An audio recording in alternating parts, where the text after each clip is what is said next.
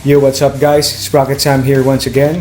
And for this episode, check natin isa-isa yung mga major trails dito sa Timberland Mountain Bike Park. No? So from intermediate to expert. No, if you recall, a few months ago na naglabas tayo ng episode about sa Timberland Mountain Bike Park na rin. It's a walkthrough pero like I said, no, it's a walkthrough. Ito yung shortened version wherein magpo-focus lang tayo sa trails. So check natin lahat ng mga major trails ng Timberland, yung mga klase ng trails dito, no, may ratings kasi yan. Halo-halo, no, pati yung mga climbs i-check din natin. Sakto kasi upcoming na yung 7-Eleven trail, no, which is gagawin dito sa Timberland, most if not all, no. Dito talaga dadaan 'yon. So, sige, para makita na rin natin, para sa mga may hindi pa alam kung ano ba talagang nasa loob dito, ano ba nangyayari dito. At ba gusto pumunta dito ng mga halo-halong disiplina ng mountain bike, no, from cross country, trail, enduro, no, lahat. Masaya sila dito, stoked sila dito. What is exactly in, no? Doon naman sa mga familiar, no? Para makarelate kayo from my point of view, no? Para makita nyo rin yung mga dinadaanan natin usually. So, tignan lang natin ulit yung mga major trails, no? Again, major trails lang, yung mga favorite, yung fans favorite lang ang i-explore natin ngayong episode na to. So, this is going to be more of a visual episode rather than a walkthrough, no? So sige, tara, isa-isahin natin yung mga trails. Start tayo siguro sa for me, no, pinaka basic. Tara, let's go.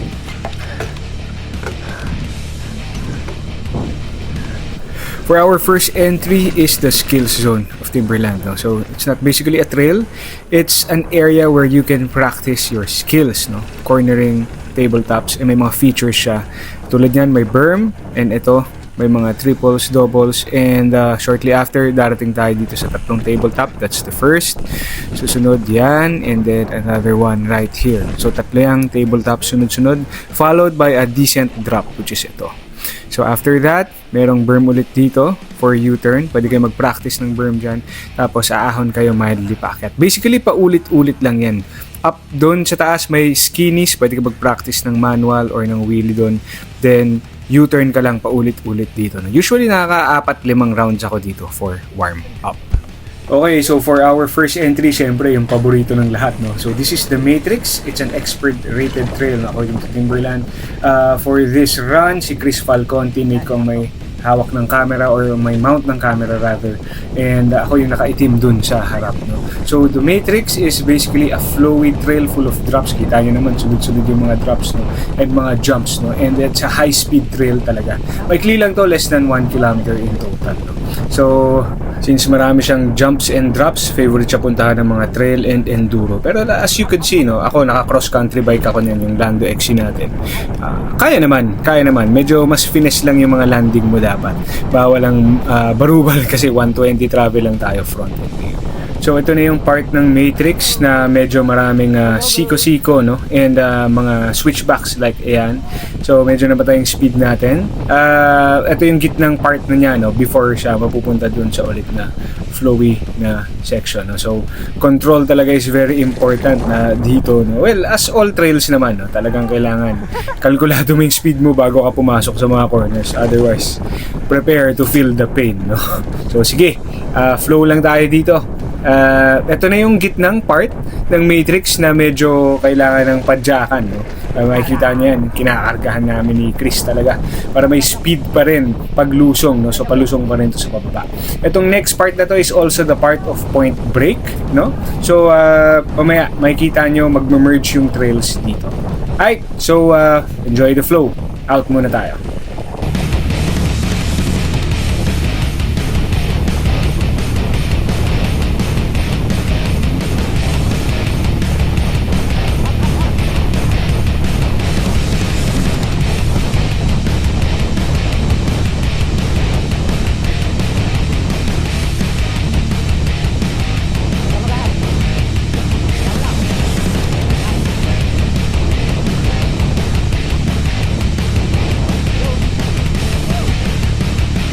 So that's the Matrix for you. Napakasarap nung run na yun. Nag-e-edit ako ngayon, na-hype ako, no? Parang gusto ko na mag-trail kagad.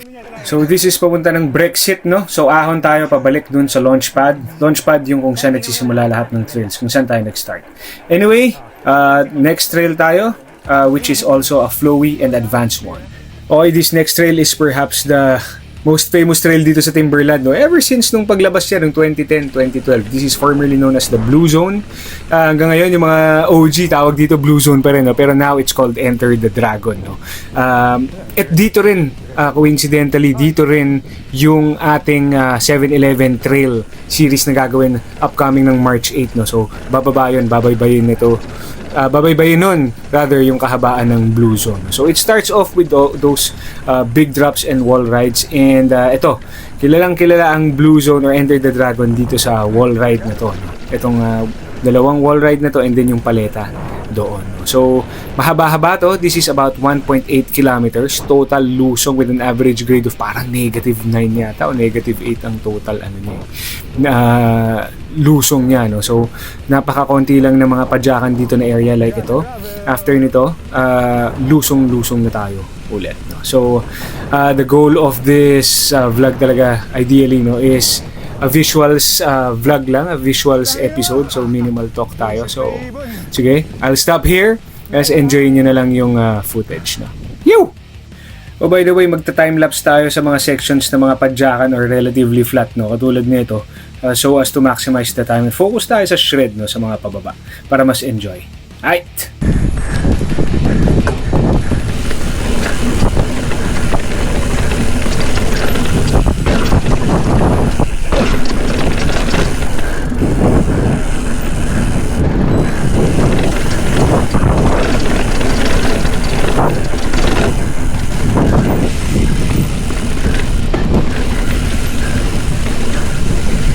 Habay pasa. Tingnan mo ha, walang pasa ha. Ayun ang legs ko.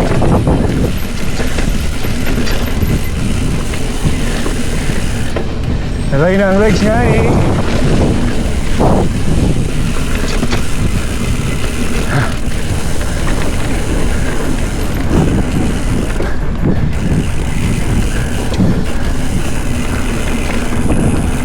Uy! Woo! Teka na boy!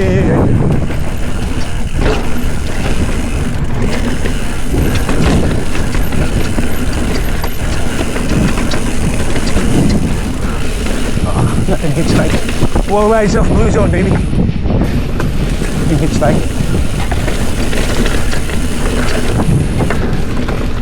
ulit dito ako dumulas lahat eh. Solid fire.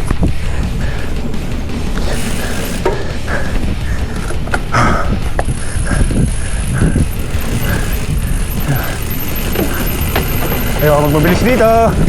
Ayaw, diretso ka na, idol. Diba? Dito, pwede na. Eh, pas na dito, eyeball. Yo!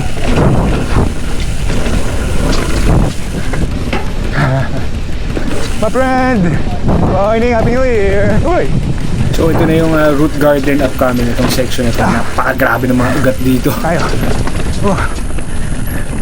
Alam mo, sa ganitong trail, problema mo yung nangalay ng legs. Pag nangalay yung legs mo, ito, tapos ka eh. Patig din ang legs eh. Uy, uy. Ha? Barso for the win, baby! Kapit ng Barso, idol. Final check.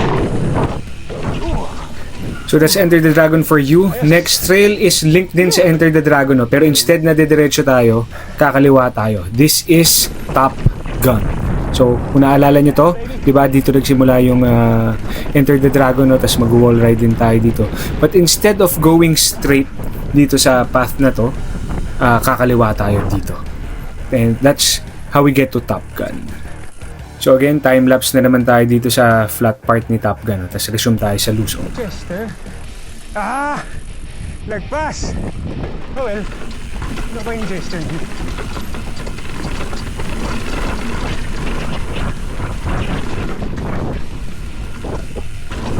Walang. Tangi! Pusa! Ayaw ko! Sira yung drop ko dun sa pusa. Buti nakita ko agad.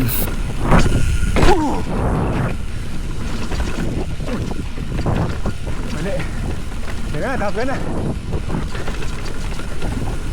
So ito na yung flowy part ng Top Gun, no, na maraming mga corners, tsaka abrupt yung kanyang descent, no. Yung pagbaba ng slope medyo aggressive.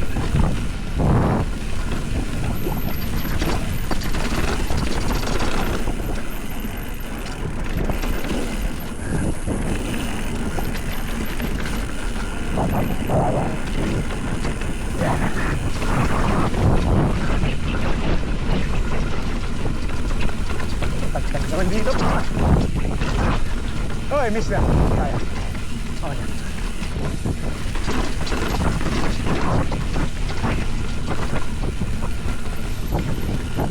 You missed that, baby. You missed that jump. So, Okay, so that's Top Gun for you. Next naman is yung pinaka-flowy and may minimal jumps. Pero napakasarap din speed. Sayang dito lang sa run na to medyo basa-basa pa kasi ang hirap talagang matuyo nitong Point Break.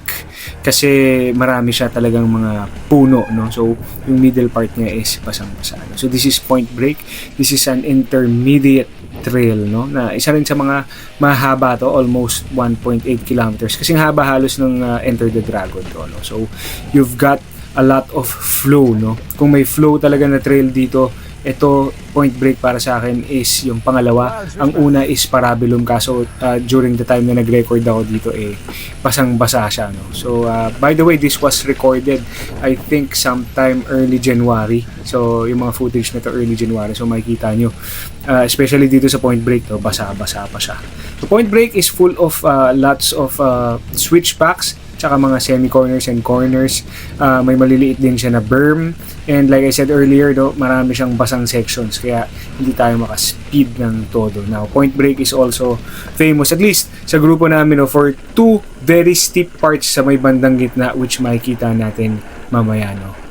Doon talaga ako nag-iingat kasi ang dami ko nang nakitang sumemplang doon. Pati ako muntik na ako sumemplang doon dahil talaga dito sa Timberland, sa totoo lang, in general, yung clay na lupa nila, yung orange, is pag konting basa lang, parang butter siya on top of tile. Sobrang dulas.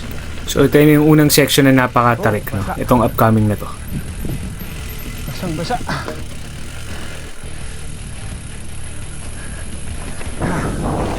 Basa pala sa doon. So yun yung unang matarik. Itong susunod mas matarik, no? So halos magkasunod lang sila, no?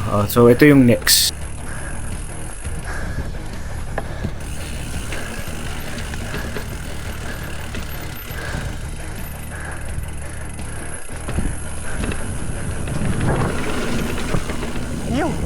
Ay, basa.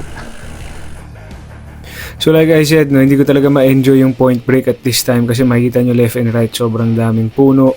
Makikita nyo yung soil, hindi lang siguro yata masyado captured sa camera ko, pero yung lupa basang-basa talaga, lalo dun sa part, sa part na to, lusak talaga dito, and ayoko mag-speed, ayoko sumemplang. Napakasakit kasi sumemplang, ang dami ko ng semplang last week. So nag-iingat lang tayo dito sa Point Break, no? Medyo funny lang, no? Kasi walang jumps and drops dito. Pero siya pa yung parang napaka-prone sa semplang since basang-basa siya. Anyway, this is Point Break for you. Magiging flowy lang siya, ganito. Napaka-simple lang niya hanggang sa dulo, no? This is best enjoyed talaga pag summer, no? Or pag tuyo talaga yung weather. So those are the people's favorite of Timberland Mountain Bike Park. Yung mga trails na yun, ang talagang mga people's choice, people's favorite. Yun yung laging mga inuuna at mga pinupuntahan because of their flow, because of their stoke, because of the features, and because of the fun factor, syempre, no? So hindi lang limited doon ang Timberland, marami pang mga mini trails, mga Segway. Nandyan yung Parabolum, no? Nandyan yung Merlin, nandyan yung Kung Fu Panda, nandyan yung Twins, nandyan yung Brexit, yung mga climbs niya. Hindi ko na lang finiture, no? Most of them kasi are my climbs and most of them medyo basa. So siguro best sila explore during the summertime, which is malapit naman . So, by the way, kung may questions kayo about Timberland Mountain Bike Park, I'm very happy to help. May mga nagtatanong saan kung pwede daw gravel. Sorry, hindi pwede gravel bike dito. Talagang mountain bike lang with at least a suspension fork in front, no? So any questions, just drop them in the comments below. I'll be very glad to help. Thanks guys, and as usual, I'll see you next time. Yo!